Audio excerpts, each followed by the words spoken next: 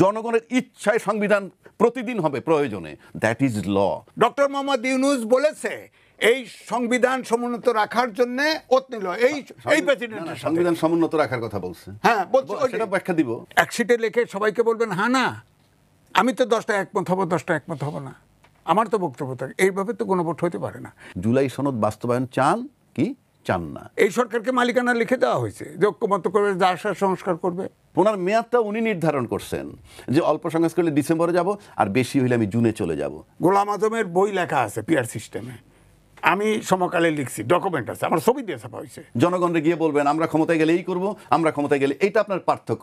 রাষ্ট্র গঠনের বেলায় আপনি এত পার্থক্য কেন? চাঁদাবাজি যে হয়, দুর্নীতি হয়, এটার জন্য অনেক দেশে তো মৃত্যুদণ্ড আছে, আপনি আইন করলেন না। তাইলে প্রশ্ন থাকতো গিয়ে পার্লামেন্টকে রেটিফাই করার। 3 নম্বর হইল, আপনি যখন এই আলোচনাগুলো হচ্ছে, যখন জনগণ রিপ্রেজেন্ট করতেছে যারা রাজনীতিবিদরা, আমি মোটামুটি একটা গবেষণা করে দেখছি এখানে সর্বোচ্চ 50% লোকের প্রতিনিধিত্ব হচ্ছে। তাতে যদি বিএনপির জন্য আমি 30-32-33% ধরি, জামাতের জন্য 12-13% ধরি, জামাত সাথে ইসলামী দল মিলে, তারপরে এনসিপি অন্যান্য সব দল মিলে যদি বাকি কিছু ধরি, তাতে হার্ডলি 50% লোকের প্রতিনিধিত্ব হচ্ছে। বাকি 50% কোথায়? বাকি 50%-এর প্রতিনিধি কারা? তার থেকে যদি 20% আমি বাদও দিই, আওয়ামী লীগের কথার কথা বলছি, আপনি জনগণ আনলে ঐক্যমত ওগুলোও ভাবতে, আমি তাদের এখন জনগণের কাতারে নিয়ে গেলে 50% লোক এর প্রতিনিধিত্ব এখানে নাই। এটা একটা দেশ, আপনি মাত্র 40 জন লোকে সব মিলে 50% রিপ্রেজেন্ট করবেন, আর আপনি এটা সিদ্ধান্ত হয়ে যাবে। It is just wrong. Note of dissent ফিসেন্ট কিচ্ছু থাকবে না যদি আপনি গণভোটে দেন। গণভোটে কি দিবেন? গণভোট হলে জুলাই সনদ বাস্তবায়ন, এবং জুলাই সনদে কি আছে টোটালটাই লেখা থাকবে। জুলাই সনদ বাস্তবায়ন চান কি চান না, এটা হবে বক্তব্য। এবং সেখানে ওই 50% জনগণের প্রতিনিধিত্ব কারা? শুধুমাত্র এই 50% লোক যেহেতু অ্যাবসেন্ট, গণভোটে দিতে ম্যান্ডেটরি। আর গণভোট নিয়ে এখন বিতর্ক এই জন্য করতে চাই না, ইট ইজ অলরেডি ডিসাইডেড যে গণভোট হবে। নাও দ্য কোশ্চেন ইজ, গণভোট আগে নির্বাচন এবং কি প্রক্রিয়ায় হতে এবং পারে, কি প্রক্রিয়ায় হবে। প্রক্রিয়া তো বললামই ওইটা, এবং তারপরে বাকিটা নির্বাচন কমিশন আমাদের জানাবে নিশ্চয়ই কোন প্রক্রিয়া হবে। এবং আগে পরের পার্থক্যটা কি, আপনি সেইখানে আসেন। প্রথম কথা হলো, নির্বাচনের দিন যদি একই সাথে আপনি এইটা করেন, যেটা ওনরা বলছেন, আমি ওনরা বলবো না, যে বড় দল যারা বলতেছে যে আমরা একই দিনে চাই, একই দিনে যদি চান তাহলে আপনার নির্বাচনটা যে হয়ে যাবে, আপনি তো পার্লামেন্ট নির্বাচন হয়ে গেল, সংসদ নির্বাচন তো হয়ে গেল, সংসদ নির্বাচন হয়ে গেল, থাকলো গণভোটের পার্ট, হ্যাঁ বা না তখন অবান্তর, সংসদ তো হয়ে গেল। 1, 2, এই সংসদটা কোন আলোকে হইল, কোন বিধিতে হইল, কোন আইনে হইল, কোন সংবিধানে হইল? 1, 2, আপনার জুলাই সনদের যে বাস্তবায়নটা, তার যে প্রতিফলনটা নির্বাচনের মাধ্যমে হতে চায়, সেটা কিভাবে হইল? ওটা তো সাইড হয়ে থাকবে। আর আপনি সংবিধানের কথা যদি বলেন, সংবিধান যেটা আমাদের আছে, যে নির্বাচনটা তো দিচ্ছে অন্তর্বর্তীকালীন সরকার, অন্তর্বর্তীকালীন সরকার ডাইরেকশন দিচ্ছে নির্বাচনের জন্য, সে তো ওই সংবিধানের ভিতরে নাই, সংবিধানের বাইরে চলে গেছে। সে তো সংবিধানের বাইরে, মূল সংবিধানের বাইরে, সে তো অন্তর্বর্তীকালীন সরকার। ওই সংবিধান তো অন্তর্বর্তীকালীন সরকার নাই। 1, 2, ওই সংবিধান যদি আপনি ধরতে যান, তাহলে তো সংসদ ভাঙার 90 দিনের মধ্যে নির্বাচন করার কথা। তারপরে কি কারো অধিকার আছে যে 26শে ফেব্রুয়ারিতে নির্বাচন দিবেন? সংবিধান সেটা বলে। সে কারণে বলছি, আপনি জুলাই গণভোটটা যদি আগে করেন এবং তার ভিত্তিতে যখন আপনি নির্বাচন করবেন, এটা টোটাল বৈধতা পাবে, পরিষ্কার, কোনো সন্দেহ নাই। এবং আপনি তখন নির্বাচন করতেছেন জুলাই সনদের ভিত্তিতে। এইখানে হলো পার্থক্যটা। সুতরাং সে কারণে আপনি যদি একই দিনে করেন, ওই গণভোট ওটা কোনো মূল্যই থাকবে না, কারণ আপনার সংসদ নির্বাচন হয়ে গেল, সেটাকে আপনি বাতিল করতে পারবেন না। বাতিল করার কথা আমি বলছিও না, কিন্তু আমরা যখন ঐক্যমত যখন হইলামই, তখন আগে করলে সমস্যাটা কোথায়? 1, 2, আরেকটা প্রশ্ন আনে, আরেকটা কথা আছে, 427 জন লোক বিএনপির মারা গেল জুলাই আন্দোলনে, তাদের মহাসচিব বলছেন এই দেশটা, আমার এই যে ইন্টারনাল অ্যারেঞ্জমেন্ট যেটা আমরা করতে যাচ্ছি, এটার সাথে পৃথিবীর কোনো রাজনীতির সম্পর্ক নাই, এর টোটালটা আমাদের দেশের। টোটালটা যখন আমার দেশের হয়, এত বিরোধিতা কেন হবে? কেন? কারণটা কি? কারণ আপনি সংবিধান দিয়ে আপনি আমাকে রুল করতে পারবেন না, জনগণকে সংবিধান চাপায়ে দিয়ে আপনি রুল করতে পারবেন না। জনগণের ইচ্ছায় সংবিধান প্রতিদিন হবে প্রয়োজনে, দ্যাট ইজ ল। আমি আমার বাসার আইন চেঞ্জ করি প্রতিদিন, আমি আমার অফিসের আইন চেঞ্জ করি প্রতিদিন, মেমোরেন্ডাম অফ আর্টিকেল কোম্পানি তার আইন চেঞ্জ করে প্রতিদিন। চলমান প্রক্রিয়া, জনগণের ডিমান্ডের উপরে এই যে একটা ব্লেম বুলশিট, মানুষকে ধোকা দেওয়া। 1, 2 হচ্ছে 427টা লোক আপনাদের মারা গেল, আপনাদের গায়ে লাগে না? পুরনো বন্দোবস্ত চেঞ্জ করতে হবে না? অফকোর্স করতে হবে। এখন আসেন, একটা কথা বারবার বলে সংবিধানের উপরে স্থান দিব না। আরেকটা ভেকটার্ম আমি আপনাকে বলছি। যেমন ধরেন আমার এই শার্টে একটা পকেট আছে, এখন এই পকেটটাকে আমি খুলে ফেললাম যে আমার পকেটটা ভালো লাগে না, তাহলে কি আপনি পকেটওয়ালা শার্ট বলবেন এটাকে? আর পকেটবিহীন শার্ট বলবেন। যে কোনো আইনে যখনই আপনি পরিবর্তন আনবেন, একটা অনুচ্ছেদে পরিবর্তন আনলেন যে আগে ছিল 3 বছরের জেল, এখন সেটাকে বাড়াইয়া একটা আইনে করলাম 7 বছরের জেল, তাহলে আগের আইনটা থাকে? যখনই আপনি কোনো চেঞ্জ করেন সে তো উপরে থাকবে। তা মানুষকে যে এগুলো বোঝানো হয়, জনগণ বিশ্বাস করেন জনগণ এখন আর এত বোকা না। আমি প্রায় দেখি টকশোতে গিয়ে বলে জনগণ সংবিধান বোঝে না, জনগণ গণভোট বোঝে না, জনগণ যদি তাই হয় তাহলে আপনার পয়সা সমাধান করতে পারলেন না কেন? 1 2 সংবিধান বলেন, গণভোট, এই সমস্ত বিষয়ে আলাপ করে একটা লেভেল। বটতলা বিষয় লক্ষ লক্ষ লোক নিয়ে না, পৃথিবীর সমস্ত সংবিধানই বিশেষজ্ঞরা লিখছে, সমস্ত সিদ্ধান্ত বিশেষজ্ঞরা নেয়। আমরা কথায় কথায় বলি, জনগণ খুব ভালো বুঝে। এই যে জুলাই চেতনা যে থাকতেছে না এখন বর্তমানে, এবং এটার বিরুদ্ধে একটা প্রক্রিয়া চলতেছে, এটা জনগণ পরিষ্কার বোঝে। আপনি গণভোট দেন, দেখবেন সবাই হা করবে যে ইয়েস আমরা চাই, কারণ আমরাও এটার প্রচার করব, বিকজ আমরা এটা চাই, উই ওয়ান্ট এ চেঞ্জ। আর বারবার সংবিধানের উপর যখনই অ্যামেন্ডমেন্ট হবে, সেটা আগের সংবিধান তখন থাকে না, ওই জায়গাটাতে নতুন অ্যাড হয়, সুতরাং ওইটাই তখন এক্সিস্ট করে। আর জনগণরা যদি বুঝায় সংবিধান পুরা বুলশিট, আপনার মানুষকে ধোঁকা দেওয়া হয়। ধন্যবাদ রাজাকে। জনাব আজিজ, আপনার কাছে একটু আসতে চাই যে গণভোট বাস্তবায়নে আদৌ প্রয়োজনীয়তা আছে কিনা, এ নিয়ে প্রশ্ন তুলেছেন অনেকেই। আপনার কাছ থেকে বুঝতে চাই এটার প্রয়োজনীয়তা আসলে কতটুকু বাংলাদেশের প্রেক্ষাপটে? বিষয়টা হলো গণভোট দরকার, কিন্তু গণভোটের প্রক্রিয়া, ভোটে কেউ বিরোধিতা করে না, কিন্তু গণভোটের প্রক্রিয়া এবং তার ভিতরে কি রসদ আছে, রসদ নিয়ে আমরা জানি না। এই ঐক্যমত কমিশন গোপন রাখে।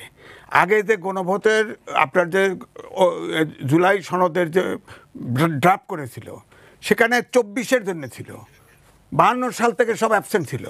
পরে এটা সংশোধন করে একবার আমরা দেখছি, এক নজর ওয়েবসাইটে দিয়েছিল যে 52 সাল থেকে ওগুলো সব যুক্ত আছে। এখন সমস্যাটা একটাই হচ্ছে যে, যেমন রাজাকি ভাই বললো, এই সরকার সংবিধানের মধ্যে নাই, হ্যাঁ, অর্থাৎ অন্তর্বর্তীকালীন সরকার নাই। তো তাহলে তো সরকার ভ্যাকুয়াম, এটা সরকার অবৈধ। আগে তো সরকারকে খেদাইতে হবে। হ্যাঁ, আমি বলছি, কারণ হচ্ছে এই সরকার ভুল করুক শুদ্ধ করুক, যেমন ধরেন শেখ হাসিনা যখন আসছে, তখন জিয়াউর রহমানের এবং হোসেন মোহাম্মদ এরশাদ সরকারের সময়ের অনেক কিছু নিছে, অনেক কিছু নেয় নাই। হ্যাঁ, সংশোধন করছে, অনেক কিছু নেয় নাই। কারণ হচ্ছে সরকারের তো প্রসেসের কোনো ভ্যাকুয়াম তৈরি করা যাবে না। সেখানে ভ্যাকুয়াম তৈরি যেখানে হবে সেখানটাকে নিয়ে নিছে। তো আমার বক্তব্য হচ্ছে যে অন্তর্বর্তীকালীন সরকার যেটা আসছে আমাদের সংবিধানে নাই, কিন্তু এটাকে দেখানো হয়েছে সংবিধানের 106 অনুচ্ছেদ অনুযায়ী সুপ্রিম কোর্টের মতামত দিয়েছে। সেখানে বলছে ডক্টর অফ নেসেসিটি, এটা সংবিধান অন্তর্বর্তীকালীন সরকার কাজ চালাতে পারে। আমি রাজ্জাক ভাইয়ের সাথে একমত। সংবিধানে লেখা আছে 3 মাসের ভিতরে নির্বাচন। 3 মাসের ভিতরে নির্বাচন হলো না কেন? বিএনপি চাইছিল, পরে আবার শিফট করছে। এই তো, হ্যাঁ, শিফট করছে। তো আমার কথা হচ্ছে যে সংবিধান এইটা, আমি ওই অনুষ্ঠানে ছিলাম, ডক্টর মোহাম্মদ ইউনূস বলেছে এই সংবিধান সমুন্নত রাখার জন্য ওত নিল এই প্রেসিডেন্টের সংবিধান সমুন্নত রাখার কথা বলছে। হ্যাঁ, বলছে, সেটা ব্যাখ্যা দিব। হ্যাঁ, এখন আমার বক্তব্য হচ্ছে যে ওইটা যদি ধরি আর 106 অনুচ্ছেদ ধরি, তাহলে তো এটা সাংবিধানিক সরকার। কিন্তু প্রশ্ন, শিশির মনিরও ঐক্যবদ্ধ এই ঐক্যমত কমিশনে বক্তব্য দিয়েছে, আমিও আগে দিয়েছি যে এই সরকার, আপনার সেনাপ্রধান বলল 626 জন সেনানিবাসে আশ্রয় নিয়েছে। আমি বহুবার বলেছি তাকে কেন বলা হয় না কারা কারা আশ্রয় নিয়েছে, তার লিস্ট কেন দেয় না? শেষ পর্যন্ত লিস্ট দিছে, দেওয়ার পরে দেখা গেছে যে প্রধান বিচারপতি সহ অ্যাপিলেট ডিভিশনের কয়েকজন সেনানিবাসে আশ্রয় নেওয়া ছিল। তাহলে কে এই মতামতটা দিল? কিন্তু আমার কথা হচ্ছে দেশের সরকার প্রসেসে ভ্যাকুয়াম তৈরি না হয়, এই জন্য আমি বলছি রাষ্ট্রপতি বলেছে যে আপনার সে মতামত চেয়েছে, আমরা বিশ্বাস করি। একটু যোগ করি, আপনি যখন নির্বাচনী প্রচারণা করতে যাবেন, একজন প্রার্থী নিজের জন্য ভোট চাইতে যাবেন, তখন গণভোটের জন্য সে কিভাবে ভোট চাইবেন? ভোট চাইতে পারবে না তো, সে 2 নম্বরই করবে। গণভোটে নোট অফ ডিসেন্ট আছে 19টার মতো।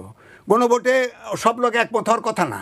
গণভোটে যদি খালি যদি লিখতো যে আপনি গণভোটে একমত কিনা, আমি মতামত জুলাই সনদে আপনি একমত কিনা, এই প্রশ্ন যখনই আসবে, সনদ যখন আসবে, সনদে তো অনেক ইস্যু আছে, অনেক ইস্যু আছে, 84টা ইস্যু আছে, এরাও একমত হতে পারে নাই।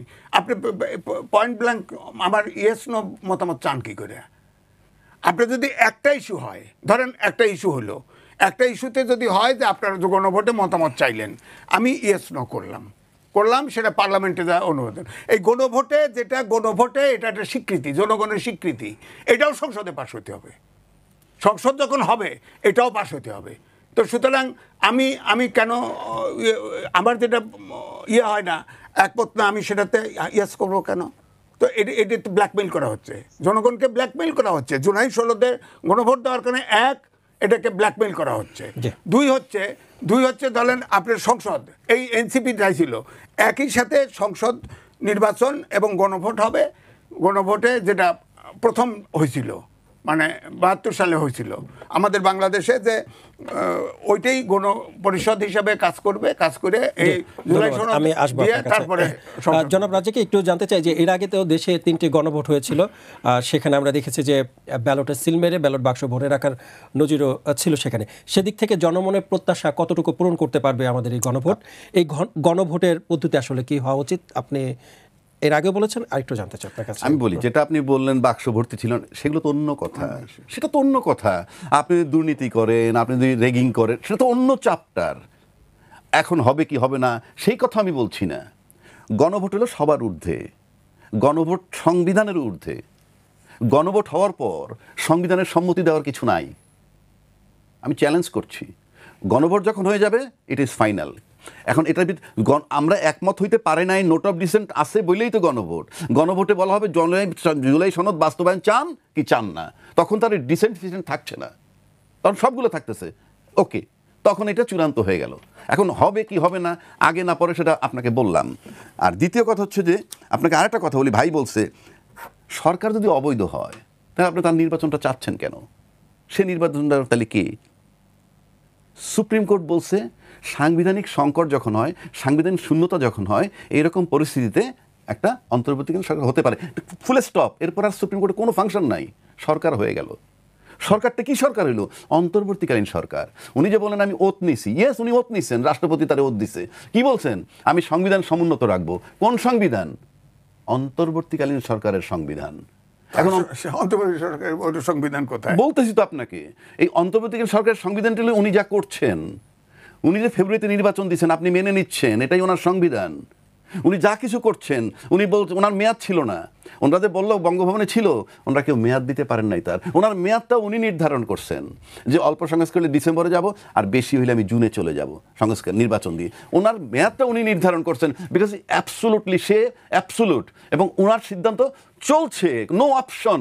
কারণ উনি অন্তর্বর্তীকালীন সরকার, অন্তর্বর্তীকালীন সংবিধান দিয়ে চলছে, এবং সেটা অলিখিত আছে, সেটাই বাস্তবায়ন হতে যাবে সামনে। আজকে জুলাই সনদের ভিতরে অনেক কিছু ঢুকছে, জুলাই ঘোষণাপত্র আসছে, সব কিছুর ভিত্তি হইতেছে, এবং একটা ভিত্তি দিয়ে আপনি যাবেন। আপনি ওই সংবিধানে আপনি ঢুকতে পারবেন না যেটা আগে ছিল। আর 4 নম্বর আসেন, এই সংস্কার অন্তর্বর্তীকালীন সরকার তো আপনাকে বললাম। আরেকটা কথা আনছেন, জনগণ এই যে মতবিরোধ থাকবে, যেটা উনি বলছেন, মতবিরোধ আপনি জনগণকে কিভাবে অ্যাপ্রোচ করবেন একজন প্রার্থী? আপনি মতবিরোধ যেটা বলতেছেন, রাজনৈতিক মতবিরোধ এক জিনিস, সেটা কোনটা?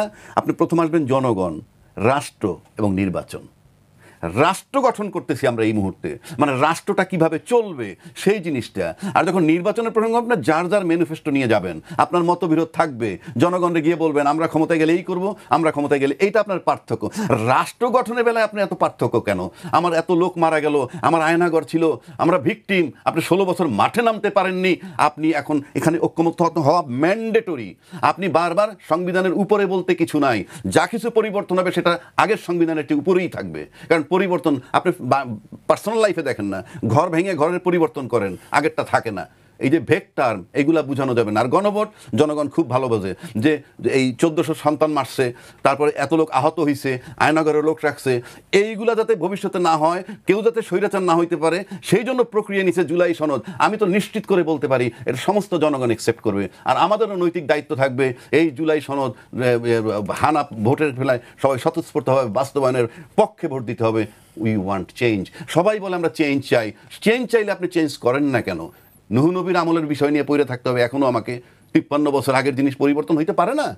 আপনার প্রত্যেকের ব্যক্তিগত জীবনে পরিবর্তন হয়, পুরান গাড়ি চেঞ্জ করে নতুন গাড়ি কেনেন, সেটাকে বিক্রি করে কেনেন, এগুলো হচ্ছে সব চেঞ্জ লাইফের।